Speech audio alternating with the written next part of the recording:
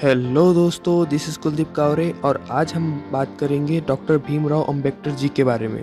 तो चलिए स्टार्ट करते हैं। दोस्तों, किसी भी देश का संविधान उस देश का बैकबोन कहलाता है और हमारे देश के संविधान को तैयार करने में बहुत से लोगों का योगदान रहा है, जिसमें से एक मुख्य नाम निकलकर सामने आता है समानता के प्रतीक कहे जाने वाले भारत रत्न डॉक्टर भीमराव अंबेडकर जी का। तो आज हम उन्हीं के बारे में जानेंगे और जानेंगे कि हम उनकी लाइफ से क्या क्या सीख सकते हैं। तो चलिए स्टार्ट करते हैं। दोस्तों, डॉक्टर भीमराव अंबेडकर जी का जन्म 14 अप्रैल यानी आज ही के दिन सन 1891 को मध्य प्रदेश के इंदौर जिले में हुआ था। उनके पिता का नाम रामजी सकपाल था, जो कि भारतीय सेना में एक सूबेदार के पद पर थे, और उनकी माता का नाम भीमाबाई था।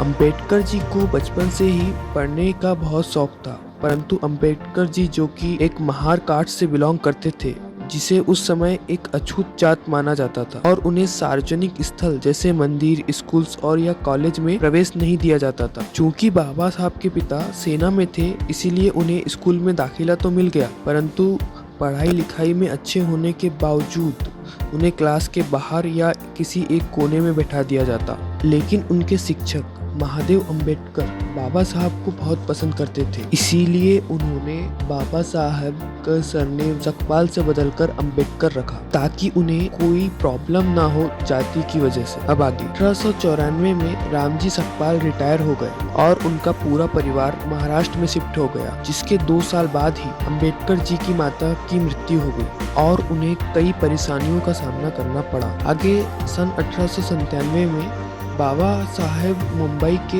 एलिफेंटन हाई स्कूल में पढ़ने गए। उस स्कूल में लोअर क्लास कैटेगरी से एडमिशन लेने वाले वे पहले छात्र बने और उन्होंने उस स्कूल में टॉप किया। जब यह बात महाराजा गायकवाड़ को पता चली तो वे बाबा साहब की पढ़ने की लगन से बड़े इम्प्रेस हुए और उन्होंने उन्हें बाहर जाके पढ़ने के लिए स्कॉलरशिप दी। स्कॉलरशिप पाकर बाबा साहब न्यूयॉर्क के कैलिफोर्निया यूनिवर्सिटी में एडमिशन लिया और वहां से इकोनॉमिक, हिस्ट्री और पॉलिटिकल साइंस और सोशियोलॉजी में एमए किया।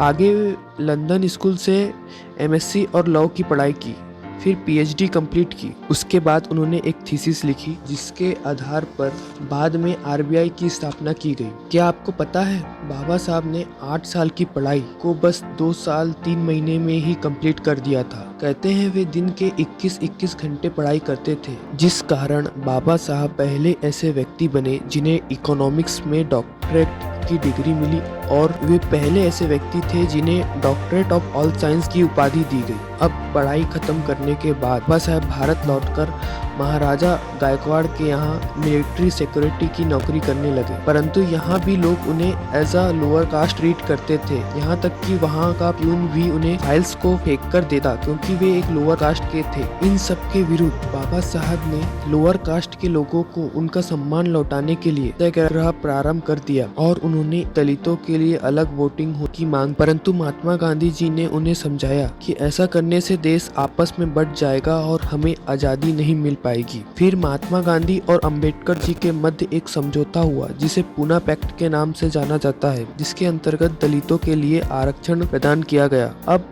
भारत आजाद हो गया और नेहरू जी अपनी कैबिनेट लिस्ट लेकर गांधी जी के पास आए, और जब गांधी जी ने देखा कि इस लिस्ट में बाबा साहब का नाम नहीं है तो वे थोड़े नाराज हुए और तुरंत उन्होंने नेहरू जी से कहा कि वे बाबा साहब को लॉ मिनिस्टर और भारतीय संविधान की प्रारूप समिति का अध्यक्ष बनाया जाए। फिर भारतीय संविधान का बनना स्टार्ट हो गया। पूरे 2 साल 11 महीने और 18 दिन के बाद 26 जनवरी 1950 को हमारा संविधान लागू किया गया। बाबा साहब 1948 में मधुमेह से पीड़ित थे और वे जून से अक्टूबर 1954 तक बहुत बीमार रहे। अपनी अंतिम पांडुलिपि बुद्ध और उनके धम्म को पूरा करने के 3 दिन बाद 6 दिसंबर 1956 को अंबेडकर जी की मृत्यु नींद में दिल्ली में उनके घर में हो गई। सो फाइनली हमने देखा कि किस तरह एक बच्चा जो समाज के निचले स्तरों से आता है और अपनी शिक्षा के दम पर दुनिया के सबसे विद्वान लोगों में से एक बन पाता है। मुझे इसी पर फेमस इंसान की कुछ लाइनें याद आती है कि आप गरीब पैदा होते हैं, इसमें आपकी कोई गलती नहीं, परंतु अगर आप बिना कुछ किए ही गरीब मरते हैं तो इसमें आपकी गलती है। सो अगर आपको वीडियो पसंद आया तो please like and subscribe my channel.